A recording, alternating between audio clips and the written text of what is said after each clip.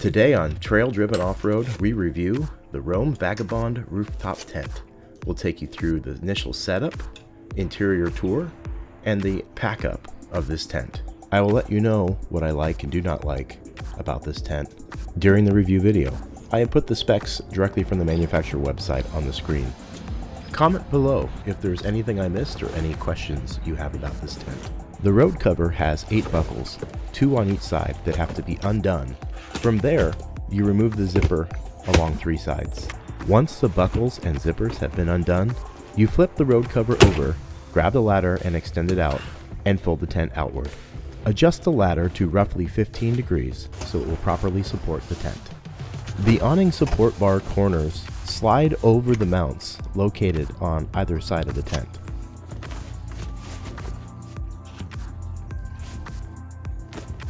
If you choose to have your window awnings extended, you will remove the hooks holding the corners in place, slide the awning support bars into the slot, then back and attach them to the corners of the awnings.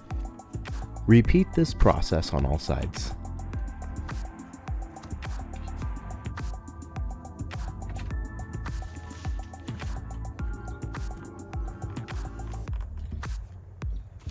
Now we're going to attach the guy lines to the front of the rainfly. There are 3 guy lines, but I'm only using 2. Once you have them secured, stake them into the ground securely.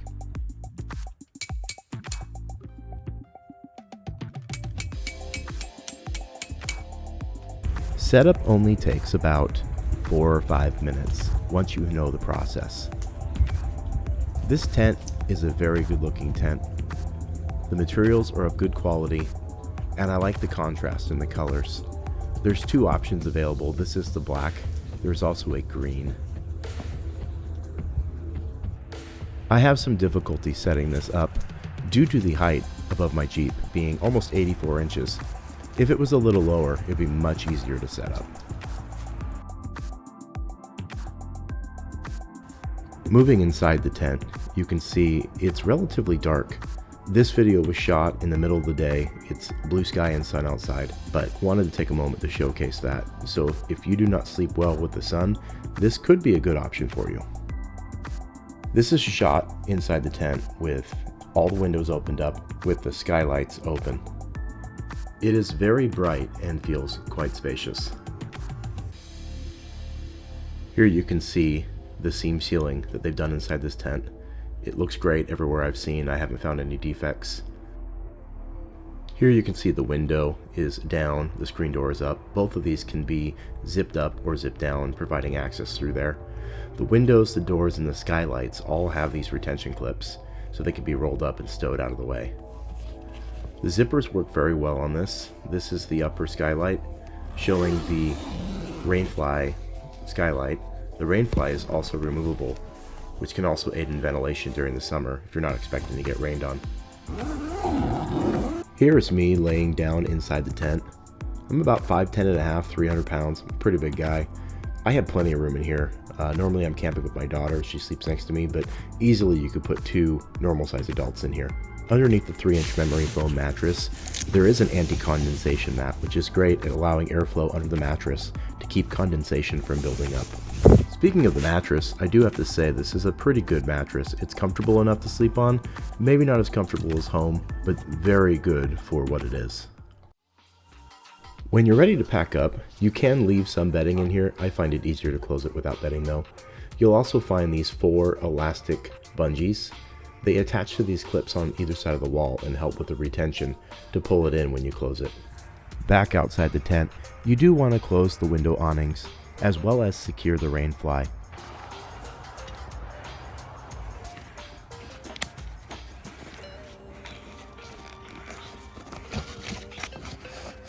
Lift up the bottom of the tent material to reveal the zipper. Remove the awning support bar and set aside. We will store this later on. Use the ladder to push up and fold in the tent. Move around the tent and tuck in the excess material, making sure nothing's hanging out that can get caught in the zippers. Slide the awning support bar into the tent, as shown.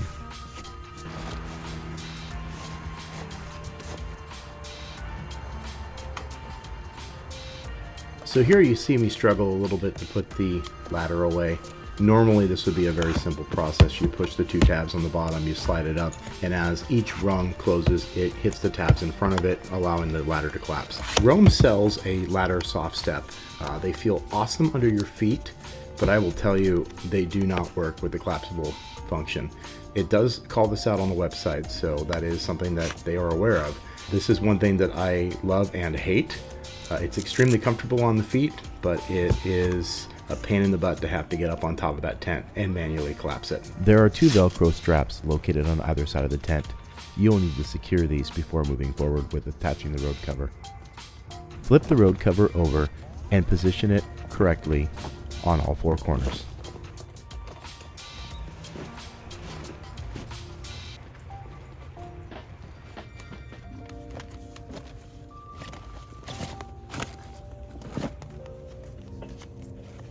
Now we're going to connect the zipper and run it through the three sides.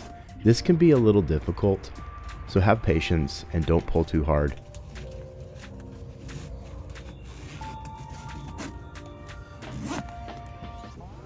The corners are the most difficult part to get the zipper to pass through.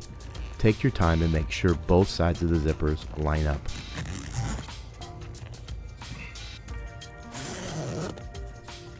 Secure all 8 buckles, 2 on each side, and tighten.